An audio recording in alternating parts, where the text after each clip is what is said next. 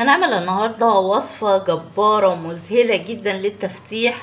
وصفة بمكونات يعني بتخلي اي حاجة عندك في جسمك سودة زي الفحم بجد هتخلي جسمك جميل جدا وفاتح وبيضة زي القمر، وهتبقى كمان بشرتك جذابة.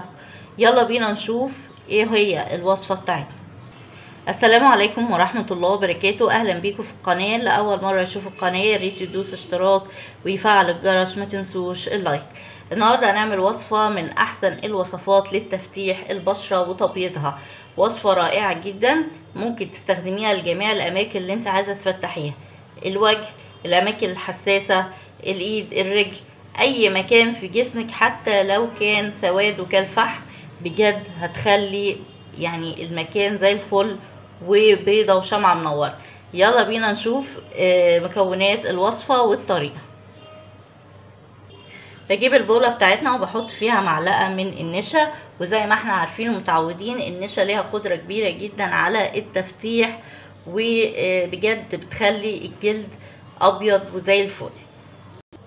تاني حاجة معانا معلقة من الحليب البودرة، والحليب البودرة برضو بيفتح ويغذي البشرة بتاعتنا وكمان بيرطبها. اخر حاجة معانا ومن احسن برضو الحاجات اللي بتفتح وترطب وهو معلقة من الزبادي. الزبادي يفتح يرطب يغذي بجد هتخلي بشرتك جميلة. بنبتدي نخلط المكونات بتاعتنا مع بعض، يعني من احسن الحاجات اللي بتفتح قنبلة تفتيح زي ما احنا متعودين.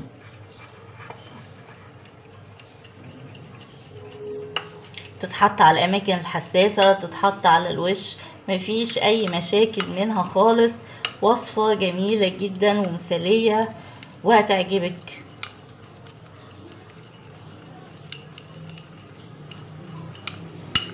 زي ما قلبناهم مع بعض اهو زي ما انتم شايفين، نبتدي نحطهم بقى على الاماكن اللي عايزة افتحها، سواء الوجه او الايد، الرجلين، الاماكن الحساسة، سواء تحت الابط او منطقة البيكيني. بجد هتجيب نتيجة حلوة قوي. بنحطها ونسيبها لمدة تلت ساعة او لغاية ما ينشف الماسك بتاعنا اللي احنا عملناه ده على بشرتي. بعد كده بغسل وشي بالمية الفترة، مية الحنفية او المية الدافية لو كنت في الشتاء. بعد كده الوصفة دي استخدمها، هي هتجيب نتيجة من اول مرة.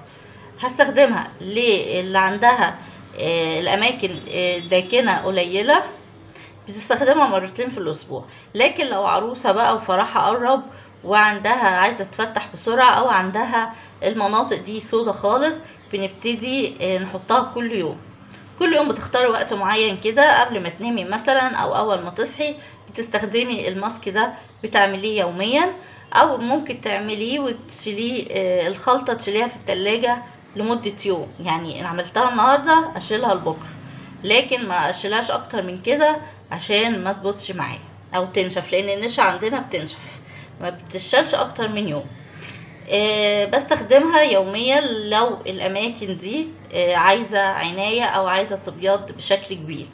طبعا اللي ربنا خلقهم سمر دول طبعا مفيش حاجة بتغير خلقة ربنا، والواحدة بترضى بلونها وترضى بربنا اداهولها وهي جميلة بكل حاجة مادام ربنا خلقها كده.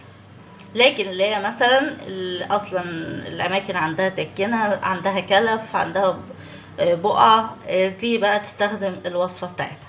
دي كانت وصفتنا وان شاء الله تعجبكم. لو عجبتكم يا ريت اشتراك وشير ولايك للقناة، وشكرا لكم والسلام عليكم ورحمة الله وبركاته.